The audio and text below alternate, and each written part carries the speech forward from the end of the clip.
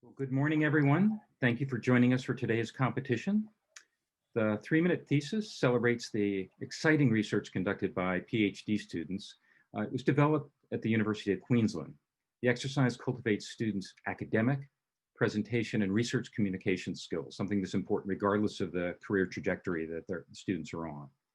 The competition supports their capacity to effectively explain their research in 3 minutes in a language that's appropriate to a non-specialist audience. My name is Scott Lanyon. I'm Vice Provost and Dean of Graduate Education, and really thrilled that the graduate school can host this university-wide competition. Participants are permitted to use one static slide to explain their research in just 3 minutes. They're not allowed to use any additional props or media. A panel of judges, whom I will introduce in just a moment, will score each student to determine the winner. Students are judged on a number of criteria, including comprehension of the research, presentation of the content in a way that's accessible to a general audience, engagement of the audience, a little difficult in a Zoom environment, and enthusiasm for the subject and communication skills. During the past year, a number of our colleges within the University of Minnesota held their own collegiate 3-minute thesis competitions. And today's participants are the winners of those competitions, representing 5 different colleges in a very diverse field of study. 3 prizes will be awarded today: the People's Choice Award of $150, more about that later. Second prize is $250, and the first prize is $500. In addition, the first place winner will represent the University of Minnesota at the Midwest Association of Graduate Schools 3-minute thesis competition next spring. Just some word about the etiquette here, brief reminder. Keep yourself muted unless you're actually presenting. Please we're recommending that attendees use the select side-by-side shared screen and speaker for their view. If you have questions or concerns, please chat Kate Sawada or Anna Nowak. And there is a PDF of the program available, which includes participant bios and more information about the event. And it's here on your screen. And I think Kate has also shared it via chat. So I encourage you to take a look at that as well. Well, with that, let's introduce our judges. Very important component to this competition. And I've asked each judge to introduce themselves, to explain a little bit about their interest in being part of the 3-minute thesis competition, and generally their view on the importance of developing effective communication skills. So to start, Catherine Crawford-Luber, Director and President, Minneapolis Institute of Art. Catherine? Well, hello, good afternoon, good morning to all of you. And I'm so honored to be invited to be a judge of this wonderful program. I'm a recent new resident of the Twin Cities. I've just been here at the Minneapolis Institute of Art a little bit less than a year now. So getting used to my real first whole winter. But I feel like it's such an important opportunity for the students at the university to have this chance to present their research in this way, because these are the skills that become the building blocks for success and future careers. So I'd love to also congratulate each of the presenters today for their hard work, for their drive, for their being able to put this together and present such important work in such a short amount of time. And I want to thank also Dean Lanyon for being supportive of this work for the students, because I think it's so important. Anyway, I'm looking forward to hearing all about you all and learning more about your presentation. So thank you again for including me. Thank you. And welcome to the Twin Cities. As a former museum director myself, welcome to the museum community. It's a great community. It is a great community, and it's the Twin Cities community is one that offers so many riches in terms of cultural opportunities. And great, thank you. Our next judge is Dr. Joko Farah, Chief Information Officer and Chief Quality Officer for the People's Center Clinics and Services. Dr. Farah. Yeah, good morning, everyone. I'm honored and humbled to be amongst you, and I look forward to hearing all the great presentations and the work that you've been doing the last several years, especially in these unprecedented times. So I congratulate you on what you've been able to produce. I am a physician by training, and I oversee sort of the population health and care delivery system for a network of community health centers here in Minneapolis. And so I'll just leave it at that. Look forward to learning more about each and every one of you and the projects and the things that you'd like to pursue moving forward, and help understanding a little bit more about where you want this to take you in the next foreseeable future. So good luck, and you will do great. Take a deep breath. This is an elevator pitch essentially. So look forward to hearing your work. Thank you. Thank you. Next, Kelly Eileen Herr. This is Regent Herr is a member of our Board of Regents. She's also Chief Executive Officer of the Hmong Elders Center. Regent Herr.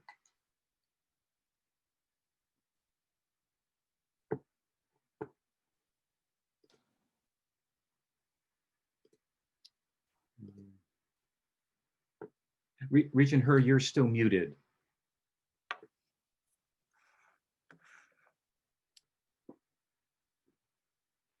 There you go. Okay. Good morning. Good morning. I'm Kelly Eileen Herr. I'm Regent of the University of Minnesota. It's my pleasure and privilege to be a part of this 3MT competition. I just want to really underscore how important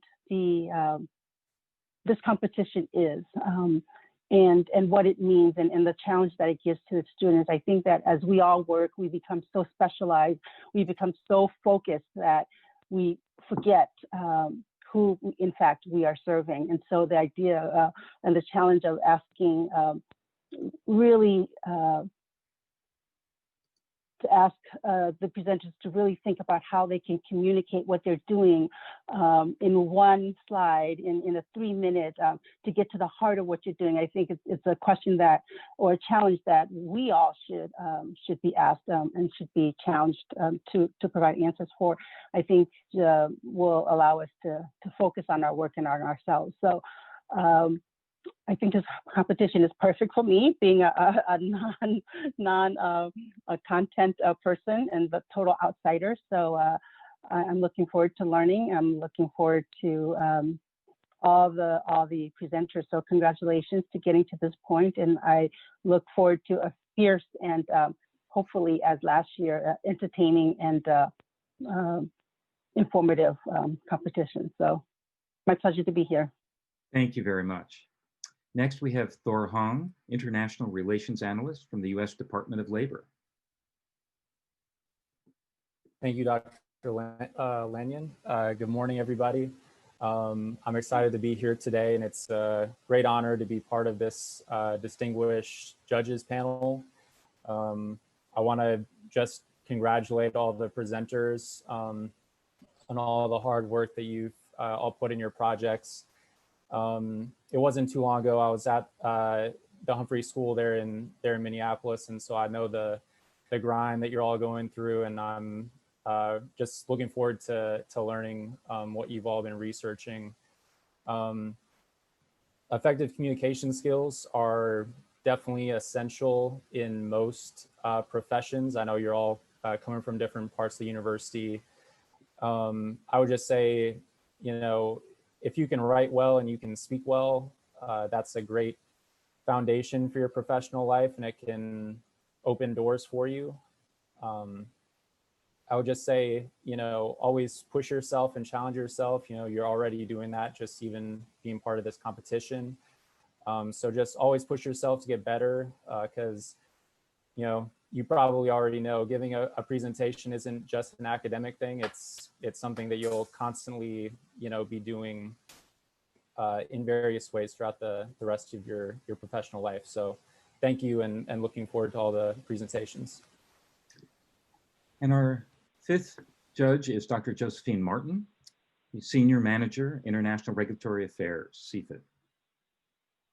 Dr. Martin. Good morning. Thank you for having me as a judge. I really look forward to the competition and hearing everyone's thesis projects explained. Congrats right now on your accomplishment. I know it's taken a lot to do the research that you have done to lead up to today. So I really want to congratulate you on that. Getting to this point in your academic career is very laudable. So keep that in mind. And even though there are certain status after this competition of winners, you are all winners for at least coming up to this competition, stepping up to the plate and making it this far. So really congratulate yourselves for that. When it comes to communication, like the other judges stated, it is very key to be able to not only write, but also have very clear communication skills and verbal skills.